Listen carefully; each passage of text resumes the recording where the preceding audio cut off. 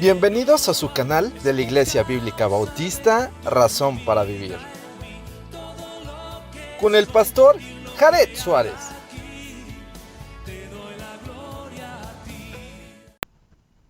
Bienvenidos a su canal de la Iglesia Bíblica Bautista, Razón para Vivir. Hoy iniciamos unas epístolas, las epístolas del apóstol Pedro, y bueno, pues espero que pueda ser de bendición para sus vidas. Hoy empezamos en la primera carta del apóstol Pedro y vamos a iniciar leyendo los primeros 9 versículos.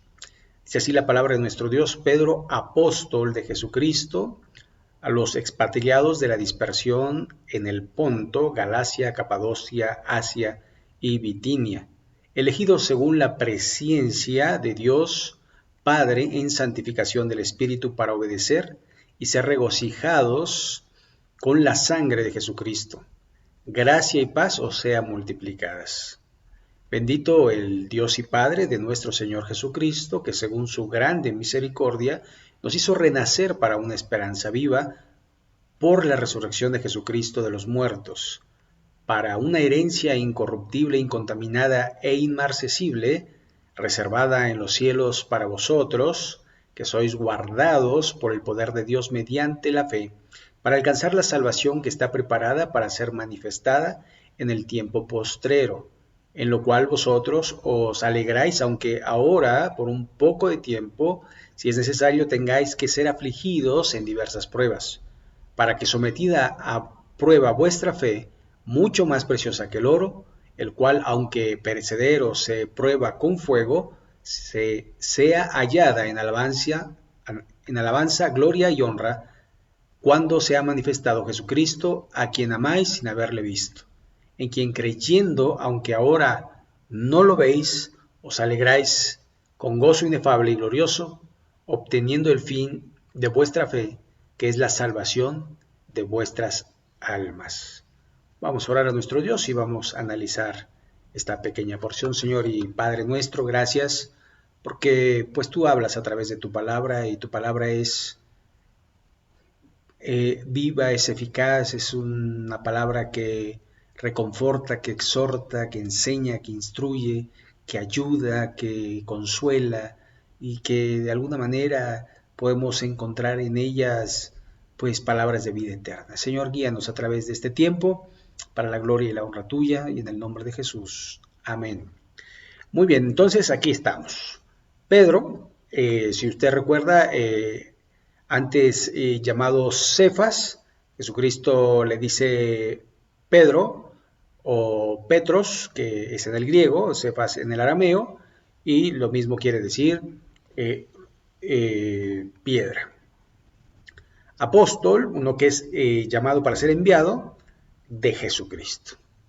Entonces aquí sin duda es el autor de la carta, y aunque ha habido mucha controversia respecto a si fue de Pedro o no fue de Pedro, porque se supone que Pedro era un pescador, que era una persona no docta, y de repente escribe una carta como esta y con la terminología y con toda la literatura que se puede encontrar en ella, pues dicen, no fue Pedro. Sin embargo, debemos recordar que Pedro es el escritor y el autor es Dios, es decir, hombres inspirados por el Espíritu Santo que plasmaron la voluntad de Dios. Y además tenía a Silas como secretario para poder hacer esta carta. Así que Silas era un ciudadano romano, que si bien era judío, pero podía ayudarle con la cuestión del griego.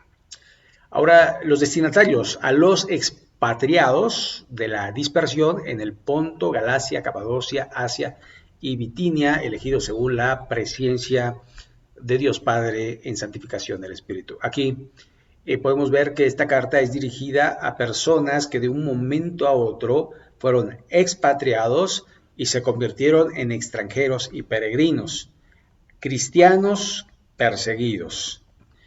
Y esto es, elegidos según la presciencia, es decir, el preconocimiento de Dios Padre, en santificación del Espíritu, con el propósito para obedecer y ser rociados con la sangre de Jesucristo. Y esto da a entender, cuando se hacía un sacrificio, la sangre se rociaba en el lugar santísimo para la expiación del pecado. Cuando dice que estas personas fueron rociadas, es decir, fueron limpiadas del pecado.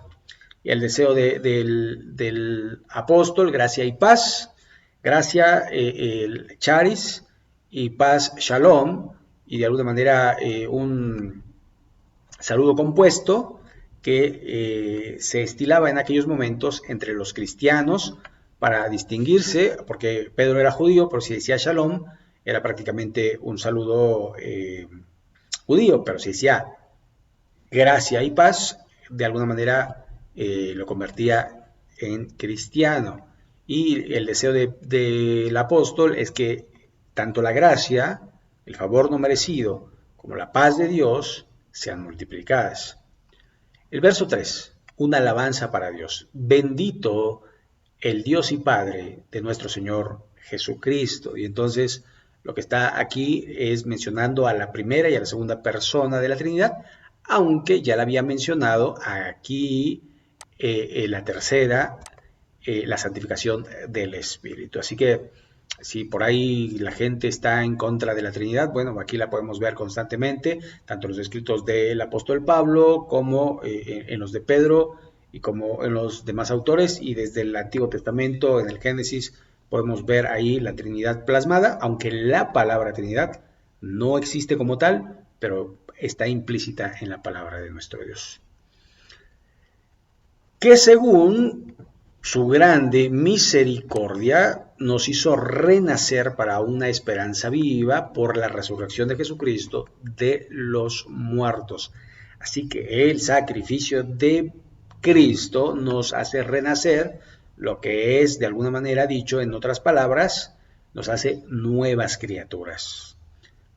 Verso 4. Para una herencia incorruptible, incontaminada e inmarcesible, reservada en los cielos para vosotros. No es para ahora, se tiene que esperar, es cuando lleguemos al cielo. Y esto de alguna forma desanima a muchas personas, porque muchos quisieran el hoy y el ahora, es decir, sálvame ahora, era lo que cantaban en la entrada triunfal a Jerusalén, Jesucristo montado en un pollino, Hosana, Hosana en las alturas, sálvanos ahora, era lo que querían, ahora. Sin embargo, está reservada en los cielos, en el tiempo y en el momento que Dios así lo quiera. Verso 5, que sois guardados por el poder de Dios mediante la fe, para alcanzar ¿qué? La salvación que está preparada para ser manifestada en el tiempo postrero, o sea, después de. Ahora, si usted ve aquí, el apóstol Pablo no le está prometiendo ni riquezas, ni le está prometiendo prosperidad, ni bienestar, ni descanso, ni mucho menos. Él está diciendo salvación en Cristo Jesús, la vida eterna en la presencia de Dios en los cielos.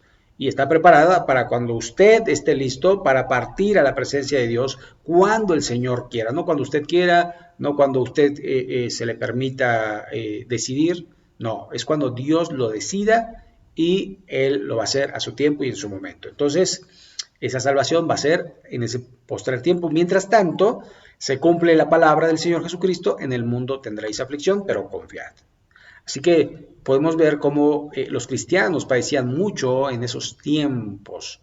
No es como el Evangelio nuevo, que ahora quieren decir que todo es color de rosa y nadie debe sufrir. Verso 6, en lo cual vosotros os alegráis, claro, nos alegramos que somos salvos, y si bien en el mundo estamos padeciendo, pero un día estaremos, y esa es nuestra esperanza viva. Entonces, dice, por lo cual vosotros os alegráis, aunque ahora, por un poco de tiempo, si es necesario, tengáis que ser, ¿qué dice? Afligidos. ¿En qué? Diversas pruebas. Así que no es prosperidad. No lo prometió Dios. Lo que sí dijo es, en el mundo vas a tener aflicción. Pero sí te da el poder del Espíritu, te da su presencia, te da su provisión, te da su protección y Él de alguna manera te va a animar para que tú puedas ser fortalecido en esos tiempos problemáticos. Así que es necesario, dice, verso 7, para que sometida a prueba vuestra fe, mucho más preciosa que el oro, el cual, aunque perecedero, se prueba con fuego. Entonces dice, tú vas a ser probado pasando por el fuego de la prueba. Y es curioso, ¿no? Porque el oro, cuando es fundido, se derrite y se separan allí, el orfebre va separando las impurezas y lo va haciendo puro, le va quitando las aleaciones o la mezcla de otros metales y ahí las va quitando para que quede puro. Y eso es lo que pasa cuando nosotros somos probados y aprobamos. Somos más puros, somos más fieles, somos más sabios, somos más pacientes, somos más santos cuando aprobamos la prueba. Es el propósito. La prueba nos purifica. Siguiendo con el 7, sea hallada en alabanza, gloria y honra cuando se ha manifestado Jesucristo. Es decir, esa prueba va a ser para la alabanza de la gloria de Dios. Verso 8, a quien amáis sin haberle visto. Y esto es de alguna manera algo que nosotros tenemos que hacer, amar al Señor Jesucristo y vivir para el Señor Jesucristo. Esto nos ayudará a mantenernos fieles en la prueba, sabiendo que Él no se equivoca, que Él tiene momentos, que Él tiene tiempos y que permite el sufrimiento, pero como Santiago lo había dicho, para nuestro beneficio. Cuando dice, tened por sumo gozo cuando os halléis en diversas pruebas, sabiendo que la prueba de vuestra fe produce paciencia. Así que, para que seamos perfectos y cabales sin que nos falte cosa alguna. Así que amamos a Jesucristo y por eso permanecemos fieles en las pruebas, en que creyendo ahora no le veis, os alegráis con gozo inefable. No se puede entender este gozo, pero sabemos que somos salvos por la presencia del Espíritu Santo en nuestra vida, porque dice Romanos, el apóstol Pablo, dice, el Espíritu mismo habla a nuestro espíritu de que somos hijos de Dios, y si hijos también herederos y coherederos con Cristo, si es que padecemos juntamente con Él.